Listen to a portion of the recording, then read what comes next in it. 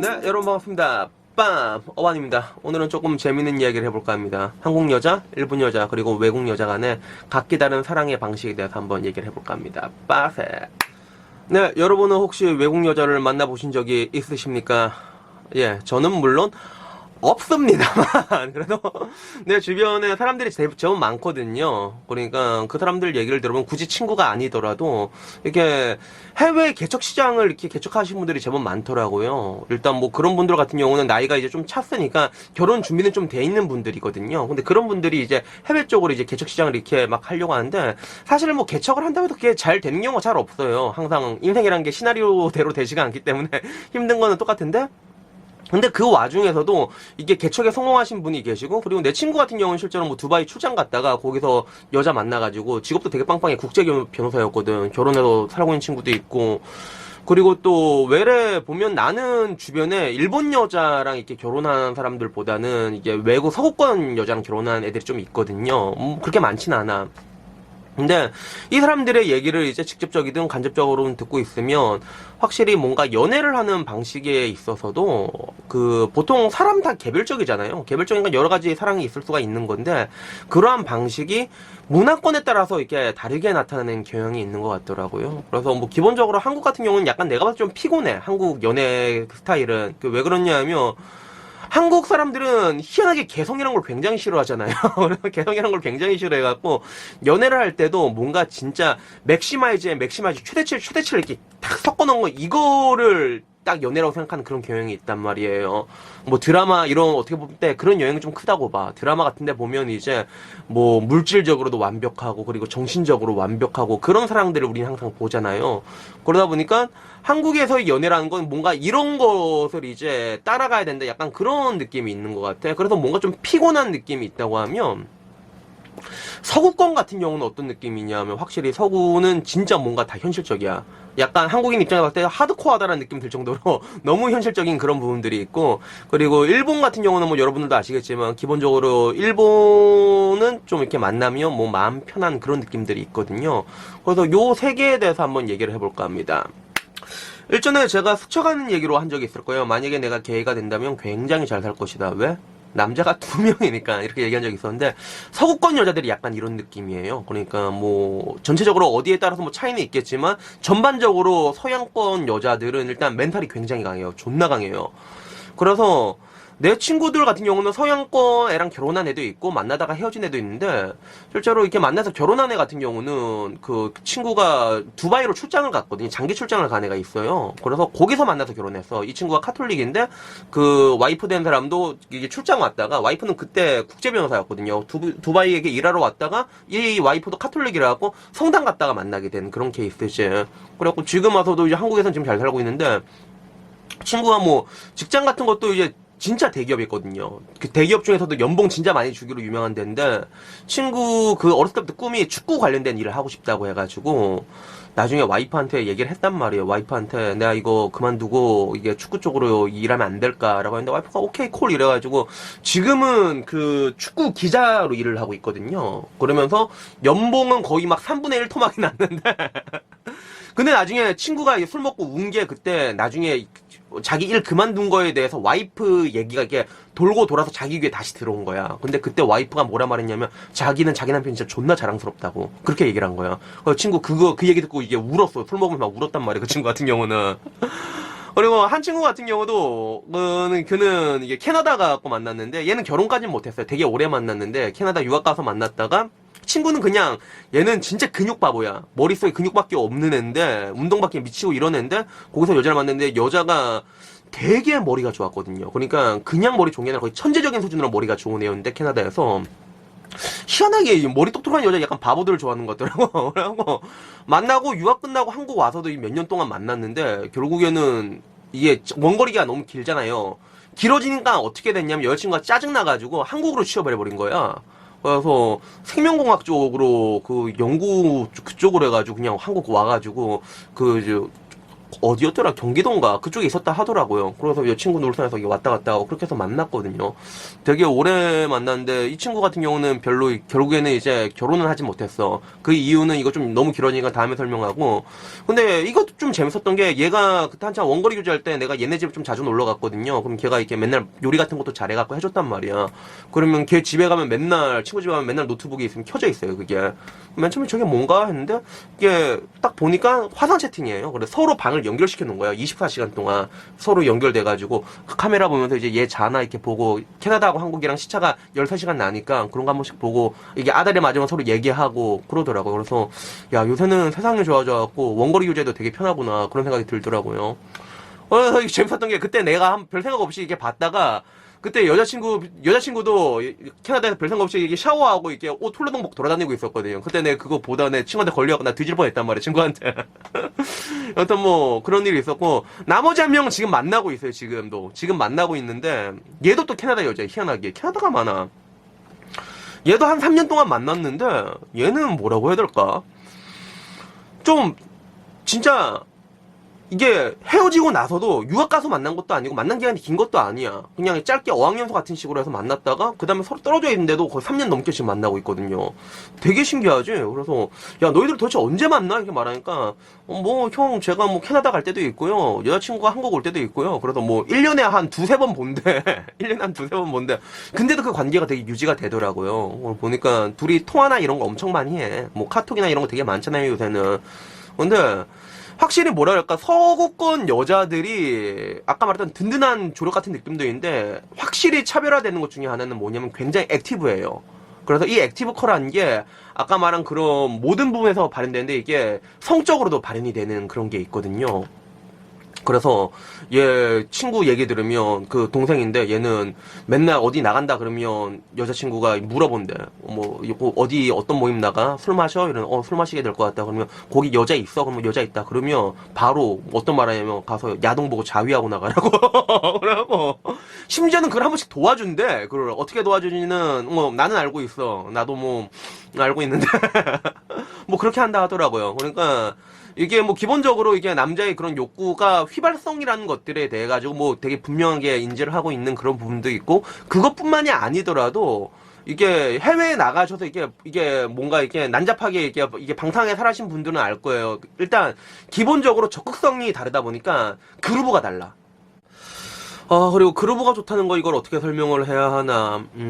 쉽게 얘기하면 그냥 힘이 좀 다르다 생각하시면 될 것 같아요. 힘이 좀 강하다는 그런 느낌? 그래서 혹시라도 뭐 운동하신 여자분 만나보신 남자들은 제가 어떤 말하는지 좀 이해가 될 거예요. 뭔가 에너지가 다르잖아요. 그죠? 그런 느낌을 전반적으로 소형 여자들은 좀 가지고 있거든요. 물론 적극적인 것도 있어요. 굉장히 적극적이에요. 관계에 있어가지고.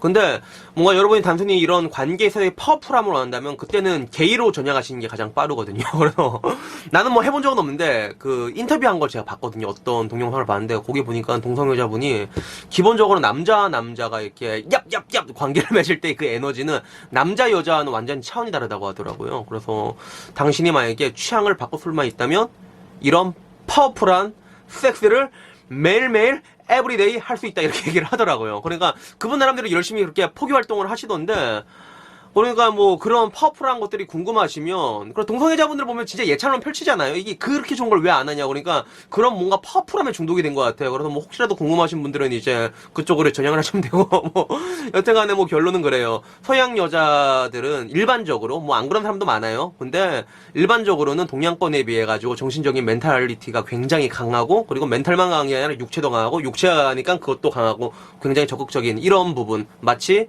한 명의 그런 동반자 말 그대로 그런 느낌이 있다고 생각하시면 될 것 같습니다.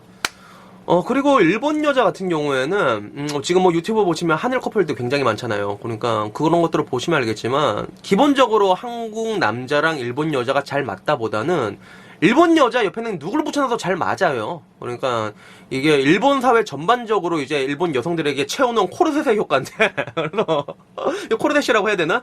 뭔가 일본 여자들 같은 경우에는 상대방을 뭔가 배려를 해야 되고 그리고 뭐 복종까지는 아니지만 상대방 마음을 좀 편하게 해준다는 그런 느낌 있잖아요. 그리고 여성스러움 이런 것들에 대해서 코르셋이 이미 태어날 때부터 채워져 있거든. 근데 그런 것들에 대해서 별로 싫어하지도 않아. 얘네들 자체도 이게 그런 것들을 당연하다 이렇게 생각하는 그런 분위기란 말이에요. 그러다 보니까 이런 여성들 옆에는 어떤 남자를 붙여놔도 잘 살지 사실. 근데 한국 남자가 내가 봤을 땐 조금 더 이게 다른 나라보단 잘 맞는 게, 사실 지금의 한국 남자는 그게 한국 여자들의 조련의 산물이라고 전 보고 있거든요. 그래갖고 우리 그냥 조련된 거야, 한국 여자들한테. 우리 몸에 배긴 것들이 다 한국 여자들 조련의 산물인데, 이것들을 일본 여자 앞에서 했을 때 뭐 기본적으로 이제 고깃집을 간다 치자, 등받이 있는 편한 자에 당신이 앉으세요 이러고 고기 나왔다, 고기 겁나 잘 구워주나 한국 남자들, 그죠? 구워주고 그다음 나갈 때 오빠가 계산할게 나가고 나면, 얘네들 입장에서는 우리 입장에는 당연한 거잖아 그게. 그러면 우리한테 당연한 것들을 얘는 들으면 아 고맙습니다 고맙습니다 이렇게 얘기를 한단 말이야. 고마워 고마워. 그러면 남자들은 또 뭐야, 기본적으로 칭찬받으면 애잖아. 남자들은 애야. 칭찬받으면 이런 게 좋단 말이야 아씨 이러면서 또 더 잘해야지 이렇게 한단 말이야. 그럼 뭔가 기본적으로 약간 선순환이 되는 그런 구조가 있다고 해야 되는가? 뭐 약간 그런 게 있어요. 그래서 저는 특히 이게 여자 볼 때 내가 뭐 유심하게 전 되게 많이 오랫동안 관찰한다 했잖아요. 근데 그 중에 하나가 뭐냐면, 얘가 그 미안하단 말이랑 고맙다는 말을 이렇게 할 수 있는 여잔가, 이걸 제가 보거든요. 내가 아직도 기억나는 게, 제가 대학교 때 연애를 했던 애 중에 진짜 짧게 스친 애였거든요. 짧게 만나고 짧게 헤어졌는데, 그때 뭐 때문에 싸운지 기억도 안 나. 뭐 보나마나 시시껄렁한 걸로 싸웠겠지. 근데 이 여자가 날 좀 빡돌게 했단 말이야. 그래서 내가 이렇게 얘기를 해서, 야 이거에 대해 사과를 받아야겠다 내가 얘기를 하니까, 그 약간 그걸 나오더라고. 여자들 보통 그런 거 많이 하잖아요. 아 그래, 그건 내가 좀 너무한 것 같네. 근데 꼭 이렇게까지 해야 돼? 이런 거 있잖아. 그런 식으로 나한테 반전 어택을 딱 들어온 거야. 그래서 보통 이제 이런 거는 왜 많이 하냐면, 인간관계에서 가진 그런 뭔가 칼자루 같은 거는 더 좋아하는 사람이 가지고 있으니까, 너는 날 분명히 더 좋아할 것이다. 그러니까 이렇게 하면서 나한테 미안하다고 해. 이렇게 그런 게 좀 있는 것 같아. 나는 근데 그런 경우 딱 받으면 난 정남이가 떨어져 버리거든.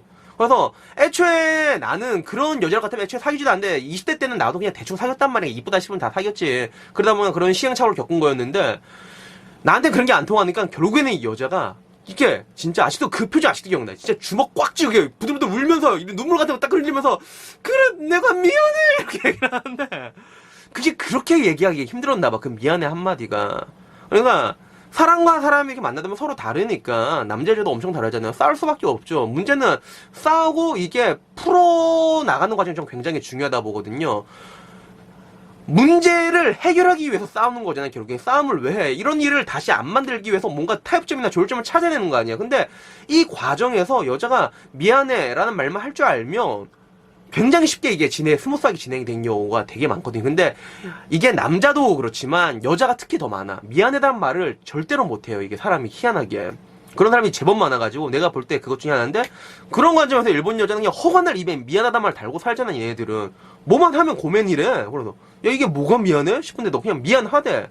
내가 뭔가 되게 잘해줬는데 근데도 고마우면 미안해 이래. 그래서 야 그게 뭐가 미안한데, 답답한 이게. 근데 한편으로 이게 답답한 척 하지면서도 그래도 나쁘진 않거든 그 기분이. 그래서 내가 좀 더 잘해야겠다. 그래서 이런 식으로 뭔가 좀 선순환된 부분이 있어. 그래서 제가 봤을 때는 이게 이런 부분이 원칙적으로 좀 맞는 게 있단 말이야. 근데 문제는 뭐냐면, 이게 대체적으로 그렇다는 거고, 저는 그 반대의 경우도 엄청 많이 봤거든요.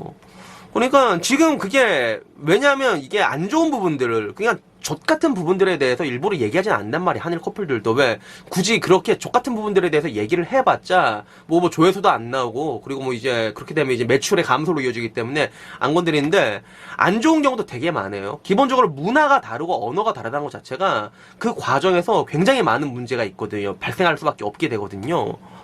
그래서 제 주변에 하나 예를 들자면, 그냥 한일 커플이 결혼했어. 근데 제가 들은 바랑 그래요. 한국 사람이 일본에 갔을 때 살면서 느끼는 스트레스보다 일본 사람이 한국에 살았을 때 느끼는 스트레스가 엄청나게 강하다고 하더라고요. 그래서 그 여자분 같은 경우는 맨 처음에 스트레스를 엄청 많이 받았다고 해요. 한국에 와서. 자연스러운 어깨빵, 그리고 자연스러운 새치기, 그리고 그 외에도 한국 사람들을 겁나 샤우팅 좋아하잖아. 목소리 큰 사람이 이기는 그런 게 있어서 서로 와 막 이러고 있고, 뭐 약간 진상짓 해야지 대접받는다 이런 것도 있고, 뭐 길거리 가더라도 차 경적 엄청 잘 어울리고 빵빵거리고 그런 것들이 있어서, 실제로 일본 살던 사람들이 한국에 살면 그런 것들 때문에 스트레스를 굉장히 많이 느낀다 하더라고요. 그래서 결국에는 일본 여자가, 내가 아는 사람인데 그냥 여자가 그냥 한국에서 못 살겠다, 일본 와라, 일본 와서 내가 먹여 살리겠다 얘기해서, 그럼 뭐 내가 아무거나 할게, 왜 와이프를 너무 사랑하니까 일본 넘어갔죠. 그래서 남편은 그 일본에서 그걸 했거든요. 그 관광 가이드 일을 시작을 했거든요. 그래서 저를 만났던 거예요. 그때 제가 얘기를 들었던 건데, 막상 그렇게 그렇게 일본으로 넘어오니까 그 다음 자기가 스트레스를 받았다고. 그럼 뭐가 그렇게 스트레스를 받았냐 물어보니까 그 일본 사회에서 살기 위한 그런 것들을 다시 훈육을 받아야 됐거든요. 그래서 한국에서 훈육을 받았던 거를 이제 일본에 맞게 다시 훈육을 받았는데, 그러니까 그런 것 때문에 처음엔 좀 스트레스를 많이 받았대. 짜잘한 것들인데, 예를 들면 와이프 친정에 갈 때도 새벽 버스를 타고 가는데 좀 시간이 많이 걸린대요. 그러다가 자다가 일어나서 몇 시인지 이렇게 보려고 이제 핸드폰 딱 열려고 하니까 딱 못 잡고 보지 말라고 와이프가. 남편이 왜? 이러니까 이게 핸드폰 열면 불빛 새어나오고 그거 사람들한테 피해준다고. 그래서 이런 것들로 이제 훈육을 받았는데, 근데 한국 남자들은 아까 말한 것처럼 훈육 되게 잘 받거든. 그러다 보니까 결국에는 그 훈육을 다 마스터하고 나니까 그분 말로는 나중에 일본이 더 편하다 얘기를 하더라고요. 왜래. 그래서 그런 분들 의외로 많아요. 한국에서 일본 가서 살다가 그 일본 스타일 적응되면 일본이 더 살기 편하다 말하는 분들 의외로 많거든요. 그래서 그렇게 해서 이분 같은 경우는 좀 잘 된 케이스인데, 근데 그렇지 않은 케이스도 되게 많아요. 그러니까 제가 아까 말한 거는 대체적으로 잘 맞는다고 얘기를 했던 건데, 이 대체적으로 잘 맞기 위해서는 여러 가지 조건들이 필요하거든요. 뭐 일단 뭐 가장 중요한 뭐 언어도 필요하고, 그런 뭔가 애정도, 서로 간에 애정도 있어야지 극복이 가능하니까. 근데 그런 거 없이 앞뒤 다 자르고 그냥 연애를 위한 결혼, 결혼을 위한 결혼처럼 그냥 스시냐 만세 이러면서 돌진하는 사람들 있잖아. 이런 사람들 피본 사람 엄청 많아요. 그래서 진짜 막말로 일본 가가지고 스시냐 하나 믿고 진짜 다 와갖고 일본에서 노가다 일하면서 살고 있는데, 맨날 집에 오면 와이프한테 그냥 노예 취급받고 ATM 취급받고, 그리고 와이프가 당연히 한국말 배워줄 거라 생각했는데 한국말도 하지도 않는데, 그래서 무슨 짜증날 있으면 일본말로 말하고 그냥 간대. 그러니까 한국이었으면 와이프한테 욕 먹어도 이게 소주 마시고 이제 친구들이랑 얘기라도 할 수가 있지, 일본에서는 또 그것도 못 하잖아. 그래서 이런 부분들 때문에 이게 많이 이게 힘들어하는 분들도 되게 많거든요, 찾아보면요. 그래서 이게 왜 발생했나 생각하니까, 아까 말한 것처럼 일본 여자들은 이렇게 코르셋 같은 게 좀 있잖아. 코르셋 같은 게 쪼여서 이게 사람 편하게 해줘야 되고, 이게 좀 조용하고, 이런 경향이 있는데, 아무래도 이런 부분들 때문에 한국 남자 입장에서는 속내를 파악하기가 좀 힘들어요. 그래서 이게 단순히 배려인지 아니면 얘 마음이 어떤 건지 알기가 힘들단 말이에요. 그러니까 이게 내가 느껴도 그래. 그러니까 이게 왜래 한국 여자가 좀 더 나은 게, 한국 여자들은 계속 이게 보고 오래 보다 보면 그래도 오랜 시간 관찰하다 보면 얘가 어떤 애인지 파악하기는 좀 쉽단 말이야. 근데 일본 여자는 그게 훨씬 힘든 것 같아, 그게. 그리고 맘 놓고 이제 일본 여자 같은 경우도 그냥 결혼이나 하자 이렇게 생각해서 그냥 속내를 감추기 시작하면, 그러면 그냥 말 그대로 그냥 늪에 빠져버리는 거죠. 근데 한국 남자 같은 경우도 이런 경우 일본 말도 못하고 그냥 단순히 결혼을 위한 결혼을 해버리면 뭐 이런 경우 뭐 좋게 될 수가 없거든요. 그래서 제가 늘상 말하는데 유토피아는 없다고. 뭔가 지금 대한민국에는 일본 여자에 대한 환상이 막연하게 굉장히 있는데, 이게 항상 그런 유토피아는 없습니다. 평화는 항상 여러분 마음속에서 찾아야 되는 거기 때문에 이런 부분에 대해서 한번 좀 신경을 써봐야 될 것 같습니다. 예, 오늘도 얘기하다 보니까 굉장히 장황해지고 있습니다. 그리고 그 사이에 아침이 밝아왔습니다. 이제 막바지까지 왔으니까 조금만 더 힘내서 들어주십시오. 빠세. 마지막으로 한국 여자와의 연애에 대해서 얘기를 하자면, 뭐 한국 여자 연애는 아까 스치면서 얘기한 게 전부예요. 굉장히 높은 기대치를 요구하고 그 상태로 계속 쭉 가기를 요구한다. 요건데, 쉽게 좀 좋게 얘기하자면 좀 불타오르는 그런 사랑일 수도 있는데, 나쁘게 얘기하자면 그냥 피곤한 거거든요, 이게. 그러니까 전반적으로 제가 봤을 때 한국 여성분들은 한국 남성에 대한 기대치를 좀 박살낼 필요가 있다고 봐요. 그래서 이런 것들이 한국 남자에 대한 기대치가 이게 높다 보니까, 인터넷 다니다 보면 텍스트 같은 거 되게 많이 볼 수 있거든요. 어떤 텍스트냐면 여러분도 봤을 거예요. 우리가 연애해 주잖아요. 우리가 결혼해 주잖아요. 우리가 애 낳아 주잖아요. 그러니까 이런 문구도 되게 쉽게 볼 수 있어요. 연애해 주지 마세요. 결혼해 주지 마세요. 애 낳아 주지 마세요. 그러니까 이런 생각을 가지고 있잖아요. 이런 마인드를 가지고 있으면, 이런 피동적인 마인드를 가지고 있으면 여러분 일단 인생에 아무런 도움이 안 돼요.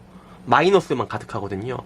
늘상 말하지만 평화란 거는, 여러분 인생의 평화는 여러분 마음속에 있는 거거든요. 그리고 인생이란 건 결국에는 해골물이기 때문에 여기서 일단 마인드를 일단 바꾸는 게 중요하고, 그리고 두 번째로 말씀드리는 거는 아까 말한 것처럼 그 최대치로 달리는 것들은 오래가지 못하거든요. 결국에는 변하게 돼요. 근데 이게 사랑이 아니게 되는 게 아니라 사랑의 형태가 변하는 거거든요. 근데 이 부분에 대해서 이게 말 그대로 이 사랑이 끝났다라고 이렇게 생각하시고 거기서 이게 싸우다 깨지는 커플들도 되게 많아요. 그래서 어떻게 보면 뭐 이게 그런 과정에서 극심한 분노를 느낀 경우도 많은데, 이런 경우는 좀 제가 이해가 돼요. 왜냐하면 어떤 거냐면, 기본적으로 한국 남자들은 여자인데 진짜 밑도 끝도 없이 잘하는 그런 게 있기 때문에, 제가 일전에 말했던 게 있잖아요. 여자를 볼 때 잘 맞는 걸 보라고.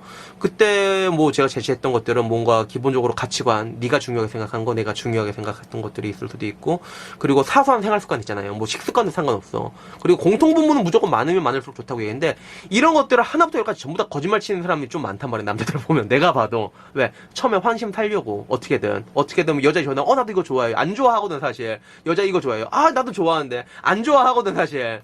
근데 결국에는 연극이라는 거는 끝나게 돼 있단 말이에요. 그리고 연극이 끝나게 됐을 때 서로가 서로에게 편하게 됐을 때 그 연극을 끝나게 되거든요. 그 딱 시점에 왔을 때 말 그대로 거짓으로 점철된 타인을 보면서 굉장한 배신감을 느끼는 거지. 이런 경우는 내가 분노를 느낀 건 내 찬성을 하는데, 근데 그 정도 수준까지가 아니라면 말 그대로 전력 질주를 했던 게 약간 편하게 되면서 느리게 되는 경우가 있거든요.